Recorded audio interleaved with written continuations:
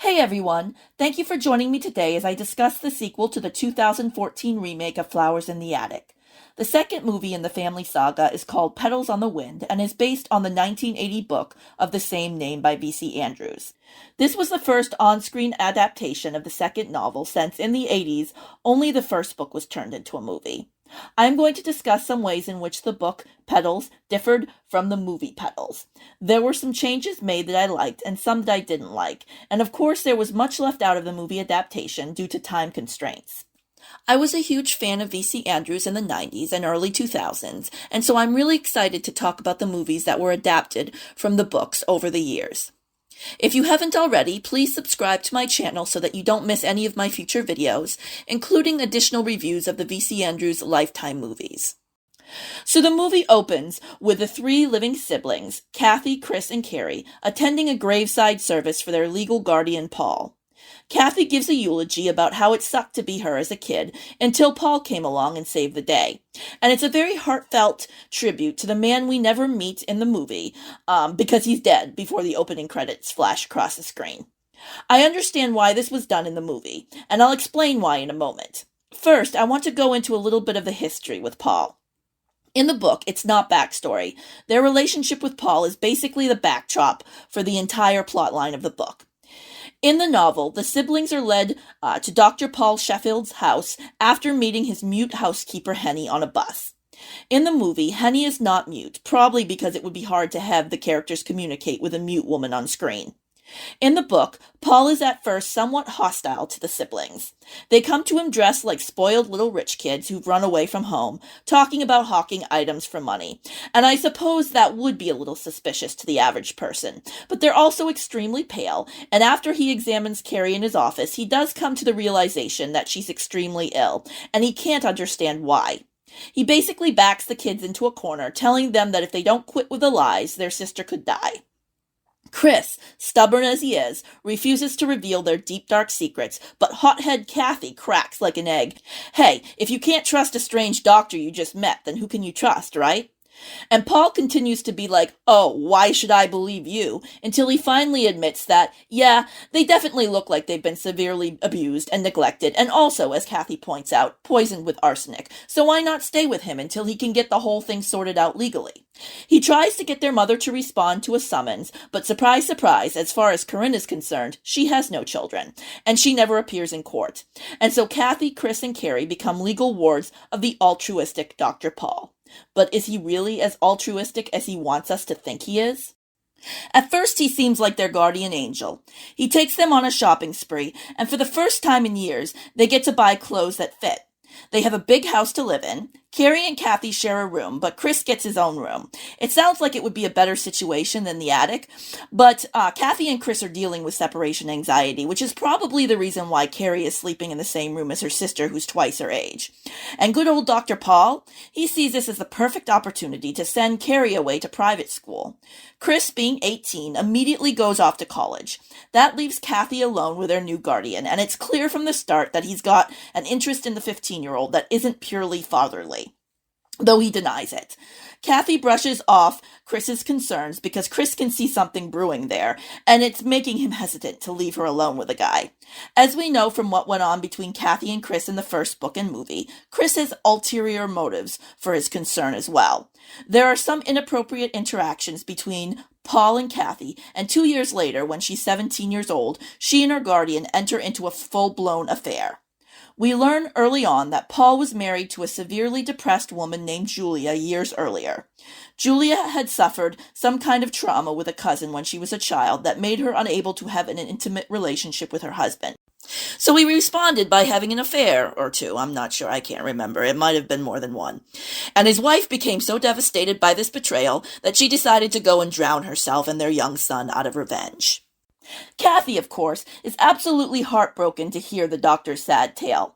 She knows what it's like to fall victim to the wiles of a vindictive, evil woman, a mother in her case.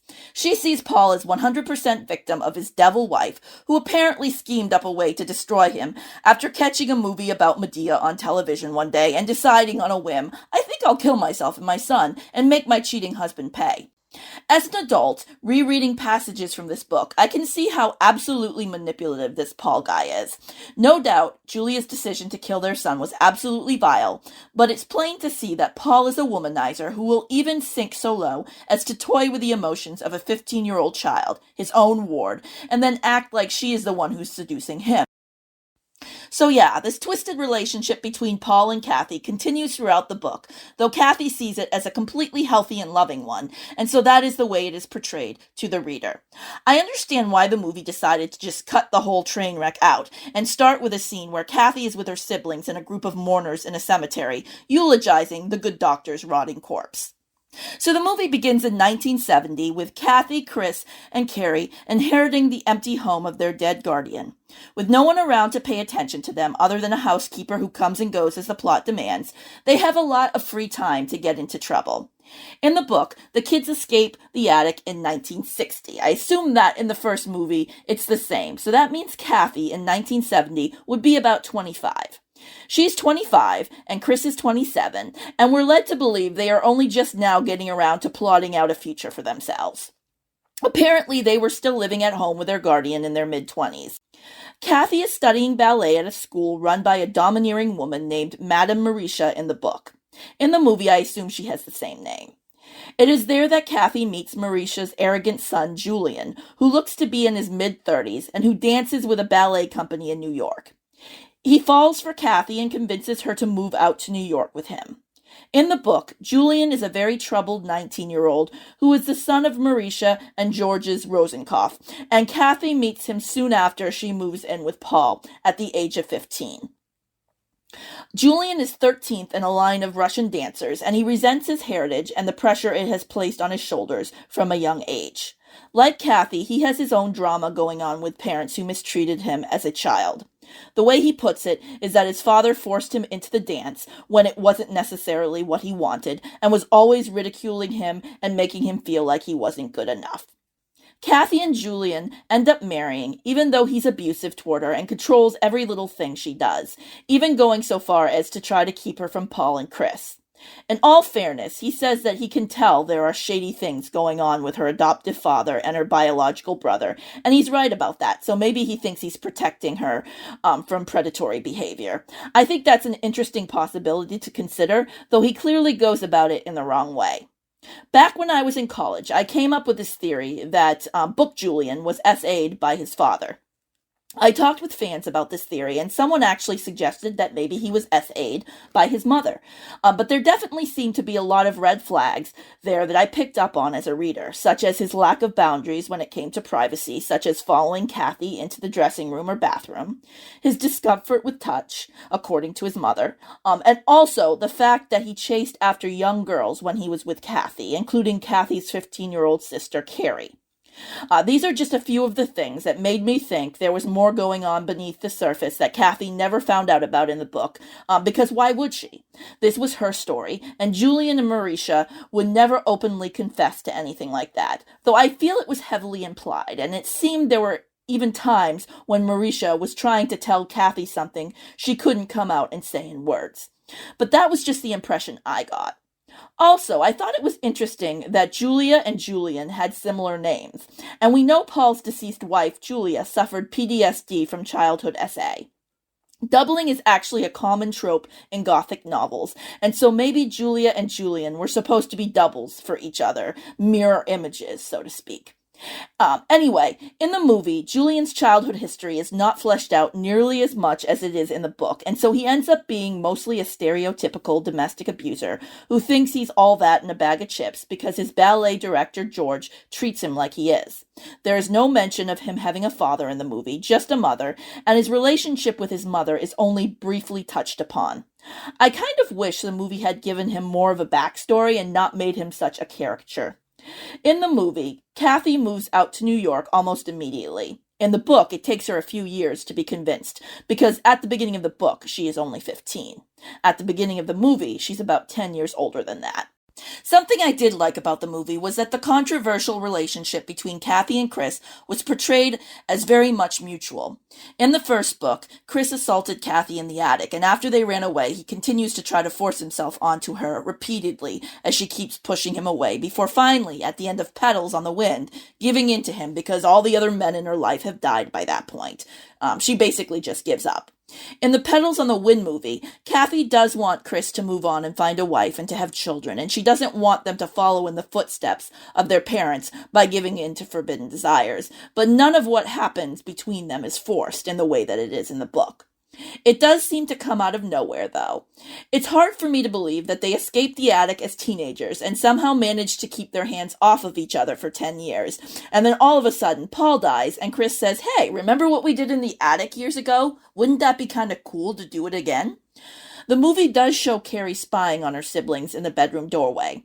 She does state at one point in the book that she always knew there was something more between the older siblings, whereas in the movie she basically watches them go at it like rabbits.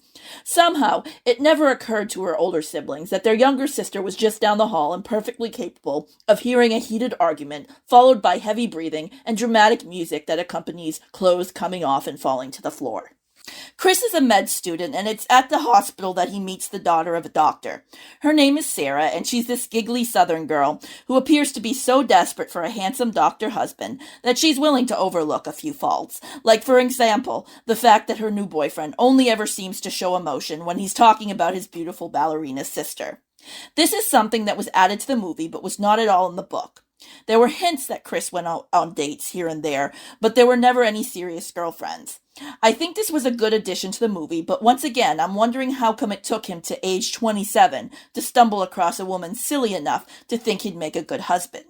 Certainly Sarah isn't the only woman he encountered like that in the past 10 years. Unless we're supposed to believe there have been tons of girlfriends when Paul was alive, and Sarah's just the latest in a string of failed romances. That's certainly possible. Carrie must be about 17 or 18 at this point. She goes to a private school in both the book and the movie, though in the book she only goes to the private school briefly when she's about 8 or 9, and then transfers due to intense bullying. In the movie, she's still going to private school as a teen, and yes, the girls there tease and torment her, calling her a freak. In the book, she's teased for being too small. In the movie, Carrie looks to be a normal size. There's nothing about her that makes her stand out as a target, other than the fact that she's probably a bit awkward and insecure because of the trauma in her past regarding her mother locking her in the attic and poisoning her. And she also still plays with dolls, so I'm sure that factors into it as well. The girls bully her by hanging one of her dolls in a closet on the 3rd floor of the school, and then when she goes to fetch it, locking her in the closet just to scare her. In the movie, Carrie ends up running away to New York to be with Kathy and Julian. I'm not sure how she managed to leave school, or even how she managed to leave the closet, but I guess it's not important.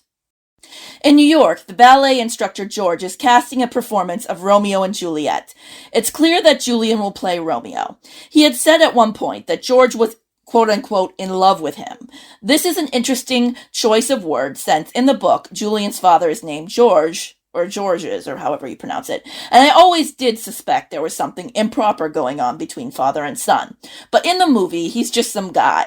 And I don't know if Julian is implying that he has basically slept his way to the top, but I wouldn't rule that out as a possibility. There are a few women who are being looked at to play Juliet. Kathy is one of them. A woman named Yolanda is another. Yolanda was an absolute witch in the book. In the movie, she's not very nice, but I don't think she's as much of a horror as book Yolanda was. In the movie, it's implied that Kathy pulls something of a Tanya Harding on Yolanda, but I'm not sure. All I know is that after being a total a-hole to Kathy on one particular occasion, Julian apologizes and asks her how he can make it up to her. She says nothing. Next thing we know, Julian is putting smashed glass in Yolanda's ballet slipper, so you connect the dots. By the way, there was never any smashed glass in the book. That's totally 100% only in the movie. So now Kathy and Julian are performing together as Romeo and Juliet. Chris shows up and stands in the wings with a bouquet of flowers in his arms. Kathy watches him as she dances on stage, as though she's dancing for him, just like she did in the attic. Julian, in the meantime, has wandering hands for Carrie backstage. Chris eventually walks in on them and has a fit. This was an interesting addition to the movie. In the book, we do find out eventually that Carrie had a troubling encounter one day when she was alone with Julian. She does confide in Kathy and feels tremendous guilt and confusion because of it. Chris never finds out about the incident between Carrie and Julian in the book, though, and I do kind of wonder if book Chris would really care. I always got the impression that book Chris cared when men chased after Kathy because, well, it was his beloved Kathy.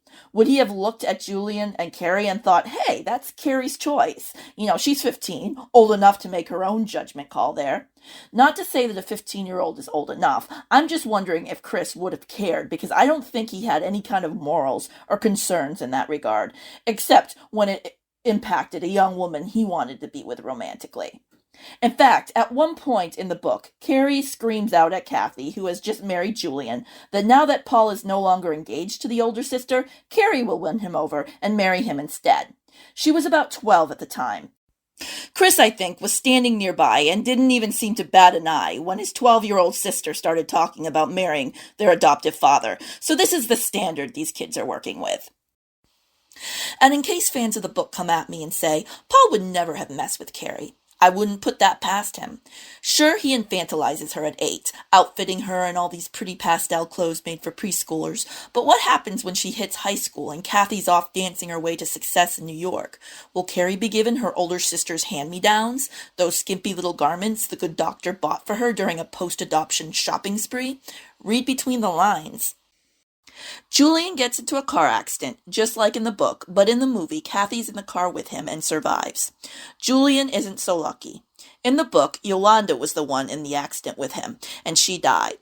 Julian was paralyzed and lost his will to live, putting himself out of his misery in the hospital by cutting the tubing. I kind of wonder if maybe Chris was the one who cut the tube in the book, because he was there at the hospital comforting Kathy, but that's my own little conspiracy theory. In the movie, we just see the accident occur, then it's about a year or two later, and Kathy is now teaching ballet. There is no mention of Julian dying in the hospital. I assume he died at the scene of the wreck. Kathy now has an infant son named Jory, Julian's son, just like in the book. Carrie starts dating a guy named Alex. He's a minister. He proposes to her on the only date we see them go on. I assume the movie skipped ahead a bit. I want to believe he didn't actually propose to her that quickly. Carrie is feeling conflicted over what happened a couple of years earlier with Julian. Now that a minister wants to marry her, she begins to wonder if she really is the devil's spawn. Carrie goes to meet up with her mother in person and tries to invite her to the wedding, but Corinne denies her very existence, and Carrie is devastated. In the book, Carrie later tells Kathy that she had a chance encounter with her mother, but in the movie, Carrie actually seeks her mother out. In both the book and the movie, Carrie decides to poison herself with a donut. Kathy and Chris find her dead in her bed. There's no final conversation between Kathy and Carrie in the hospital like there was in the book. Kathy discovers letters Carrie was sending to their mother over the years. She puts 2 and 2 together and plots revenge. Kathy goes to attorney Bart Winslow, the second husband of her dear mother. Her plan is to seduce him and take him away from Corinne. The story she tells him is that she's looking to revise the trust left to her by Paul now that Carrie's dead. I can't believe she's thinking of money at a time like this. Sounds like she really is Corinne Foxworth's daughter. In the book, Bart was a horrible person, very aggressive. In fact, in one scene, even though Kathy was intending to seduce him anyway, he makes the first move and assaults her. In the movie, he's not the best guy because he does cheat on his wife, but let's be honest, Corinne deserved it. And at least he doesn't assault Kathy. Kathy becomes pregnant with Bart's child, but she's not satisfied with breaking up her mother's marriage. She also goes about breaking up her brother's engagement with Sarah the night before the wedding, when Sarah walks in on the 2 siblings, sharing a moment fueled by too much trauma and too much whiskey. So now Kathy and Chris are apparently the talk of the town. Henny is like, F 'em all, God loves you. Now that's the kind of loving example they needed when they were young. Chris wants to move to California with Kathy. Nobody will care what they do in California. Sibling is probably the most wholesome thing going on out there. But Kathy hasn't made her mother pay for what she did to Carrie and Corey. And when she reveals to her brother that she's pregnant with Bart's child, it's like he's been punched right in the gut. Unlike in the book, where Chris tells her to lie in her own bed she made, in the movie, Chris agrees to go along with her. Apparently he wants a first-row seat to Corinne's ultimate downfall.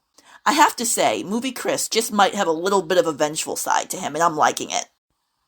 By the way, throughout the movie, there have been scenes featuring Corinne's interactions with her second husband, Bart. And there's an interaction early on with her mother, Olivia, who is now bedridden after having suffered a stroke. In the movie, Olivia is horrified by what her daughter has done. She accuses Corinne of poisoning her children while a visiting nurse stands right nearby. I would say the movie makes her seem like she actually has a touch of a conscience, but I might be wrong about that. Like in the book, Kathy confronts the grandmother, but in the movie, the grandmother is not so sick that she can't talk back. In the movie, Kathy says they were in the attic only 2 years instead of 3.5. Grandmother is like, "I've lived here 60 years. You had it easy." Score 1 for grandmother. She dares Kathy to kill her. She says just because she escaped the hall doesn't mean she will ever be able to escape the blood flowing through her veins. It's like the Hotel California. Checkout is at all hours of the day, but just try walking out those wrought iron doors. Corinne announces to Olivia that she's putting her into a nursing home and taking over Foxworth Hall. In the book, we don't hear any of these conversations between Corinne and Bart and her mother, so the movie has added all of this to show us how diabolical Corinne really is. I like how in the movie, when Kathy confronts Corinne in front of all of the party guests, the grandmother shows a little bit of her sass, basically backing up Kathy's tale of woe as she sits nearby in her wheelchair. You would almost think the grandmother is on the sibling side here. Almost. Corinne confronts her mother back in the mother's room, and we find out that the grandmother has had some items brought down from the attic and placed in a trunk, including the remains of Corey. So that's the big reveal. Corey was never buried. Apparently he was just hidden in the attic. Chris comes into the room and his mother thinks he's his father, just like in the book. I think she just wanted an excuse to make out with her son. It's just like those attic days all over again. And let's face it, she was probably milking his Oedipus complex even before Daddy's death. Corinne sets her mother's bed on fire. Bart goes to save the grandmother. The brother and sister watch the hall burn. By the way, in the book, I have this other conspiracy theory that Chris was the one who set Foxworth Hall on fire because he just mysteriously shows up to whisk Kathy away, minutes before the home is engulfed in flames. You can't tell me that's a coincidence. He clearly was involved. But in the book, we're told that it's Corinne who set the fire, and in the movie, we're shown that she set the fire. Then it skips ahead. Kathy and Chris are raising her 2 boys together. Their friends are like, "We love those Dollengangers. They're the absolute best." They have no clue it's all a sham. Now Corinne is in a mental institution, crying out for her children. Too bad, so sad. To sum up, I think the movie did a pretty decent job of adapting a sprawling novel that spanned the course of 12 to 15 years. I agree with the decision to remove the affair between Kathy and her guardian Paul, but I don't think they needed to open with him dead 10 years after the events of the first movie. They could have had Paul take in the siblings and treat them kindly and appropriately, basically be a good adoptive father to them. Kathy and Chris could have gone through separation anxiety and done their best to move on, leading to Kathy entering into an abusive relationship with a young dancer named Julian, and Chris jumping into a relationship with some girl at college. I think it was unwise to completely take out Julian's history with his mother and father because that made him a 3-dimensional character and not some 1-dimensional arrogant hothead who serves little purpose other than to stand in the way of Kathy and Chris getting together. Also, his mother had so much attitude, and it would have definitely spiced up the movie to put more of her in there. The movie could have kept Paul alive and still played out much the same way, with him just taking a bit of a backseat to the main drama and, served as someone for Kathy to come back to when things got crazy, a home to return to. I just felt that it was unwise to skip over 10 whole years in the siblings' lives because so much happened during that time, and you can't just pick up where the previous movie left off only 10 years later. It has to build over the years. So I would give this movie 3 out of 5 stars. I admit I do enjoy watching it, even though it could have been so much better.